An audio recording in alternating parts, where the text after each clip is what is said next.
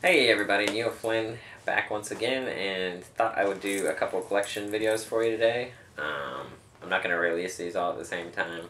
I'll spread them out just so I don't bombard you guys with everything all at once. Just a couple of my smaller collections. I'm going to do Sega CD and then N64, and I may do something else. Maybe like my NES or something, but we'll see. We'll see how I feel after doing them all. So start off, we'll do real quick. We'll go through my Sega CDs. I don't have a ton. I just have a few, so it won't take very long. First up, Sonic CD. One of the better games for the system. And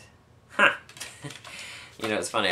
I'll tell you when I get there. But anyway, Sonic CD. Yeah, one of the better games for the system. And I actually never played all the way through it. Probably need to fire it up again and play it. Next up, one that came packed in with it. Everybody knows it. Sewer Shark. FMV game that was a on-rail shooter, basically. What's funny about this game, I have a really funny story. My friend and I sat up all night one night trying to beat this game, and it took us forever to figure out that the more you shot your bullets, the quicker your energy went down, because we just sit there and just hammer and fire at every little thing, and then we realized, holy crap, because it didn't tell you this anywhere, the more you shoot, the quicker your energy went down, so there was no way you could get through the game if you sat there and just fired constantly, and it took us forever to figure that crap out. And like I said, we stayed up all night, finally beat it. The ending leaves something to be desired, but it was fun to play through, and it's something we can go back and laugh about now. It'll be pretty funny if he sees this video and hears me talking about it. But yeah, it took us forever. So that's one of my fondest, actually, looking back at it, gaming memories, was us staying up all night playing that one. Another highly underrated in my mind, Sega CD game, Ecco The Dolphin. Really amazing back then what they did with the water effects and things like that.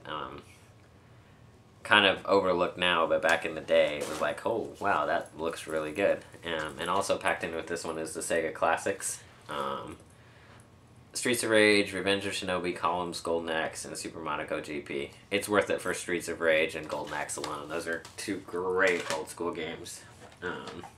Next up, in this one I'm actually missing the book and the cover for, and what I was laughing about is I thought I'd lost the first disc to it. As you can see, Ground Zero, Texas. A shooter game, FMV, which is just about everything Sega CD did was FMV. And if you look real close, you'll see that says disc 2. And I opened this up and the first disc was gone. And what I was laughing about on Sega CD, or Sonic CD, excuse me, is underneath Sonic CD there was disc 1 for Ground Zero, Texas. So I was like, alright, I was going to actually put the word out and say, hey, if anybody has, for whatever reason, finds a spare disc 1 or has a spare disc 1 of Ground Zero, Texas, let me know and we'll work something out, but never mind, because I just found it. Next up, one of my favorite games on the Sega CD that wasn't originally on the Sega CD. It was on SNES and Genesis, but then they came out with Heart of the Alien, which is Out of This World Parts 1 and 2. So it's got the original game and then it's got the sequel. Out of This World was really, really good. The graphics are not amazing by any means, but the way the game played was simply spectacular back then. I remember playing the Super Nintendo version, and it was a lot of trial and error, but it was so much fun to play through, and I don't think I ever got through the second one, so it's going to be one I'll have to fire up again and check out. And I don't know how I even came to be in possession of this one, but that is Advanced Dungeons & Dragons Eye of the Beholder. I don't think I've ever even played it. These dungeon crawler D&D games back in the day, some people love them. I couldn't just never get into them. Much too slow for me. So yeah, like I said, I don't really know how I came in possession of that one, but probably something I stumbled across and just picked up. And next up, this is one, if you have a Sega CD, I think it's required that you own Night Trap. really bad game that stirred up a lot of controversy and is one of the main reasons. This and Mortal Kombat, I believe, were the two main games that triggered what we now know as the ESRB, or the Entertainment Software Ratings Board, which is why we have ratings on the games now. Night Trap is basically, you are like a security force guy. You're in a van and you're watching these girls have a slumber party. And you have to be in the right place at the right time and trigger traps to catch all these bad guys that are trying to get the girls in the slumber party. There was nothing overly bad about this game. I mean, as far as why it was, you know, why they felt it needed to be censored. It's not, you know, you don't see nudity or anything. It's just a bunch of girls running around in a slumber party.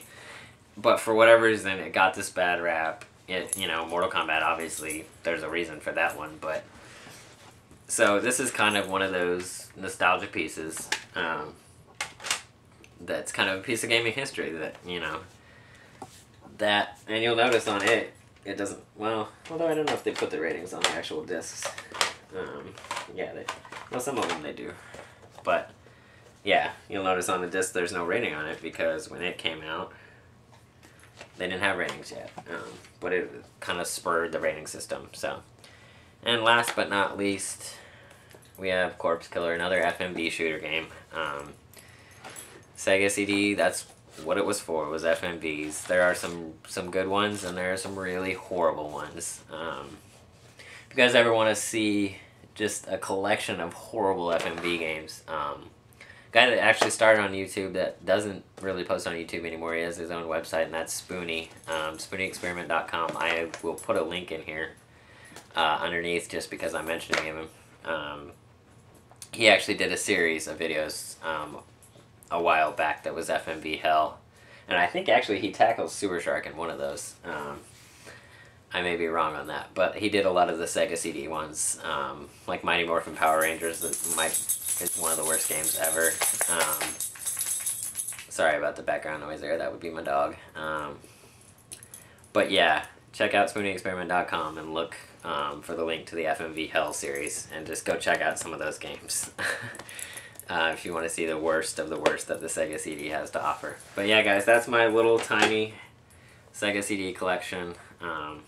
It's actually tough to find those now, so it's kind of a hard one to build up the collection, but if I stumble across something that's worth picking up, you know, I'd like to build that collection too. So that's it for that one, guys. So keep watching and stay tuned.